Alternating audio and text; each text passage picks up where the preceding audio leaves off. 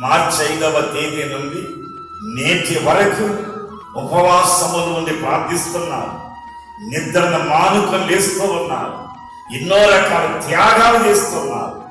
కానీ నీవు అనుభవిస్తున్న నీ యొక్క మారా వంటి అనుభవము కొరకు, నీ కుటుంబంలో ఉన్న చేదైన అనుభవము కొరకు, నీ భర్త రక్షింపబడినటువంటి ఆ పాడు బ్రతుకు కొరకు, మాటకు అవిధేయులే తిరుగులాడుచున్న నీ బిడ్డల కొరకు, నీ కుటుంబంలో ఇబ్బందుల కొరకు, నీ కుటుంబంలో రోదన ధ్వని కొరకు, కలగని తలగని మెదమైనటువంటి కరుడుగట్టినటువంటి పాప బంధకాల కొరకు ప్రభువులోనికి నువ్వు చూస్తే, నా దేవుడు శిలువలో బ్రేలాడదీయబడిన ప్రియ తండ్రి నీకు పరిష్కారాన్ని చూపించు, సమస్యలో సమాధానాన్ని కలుగచేయను.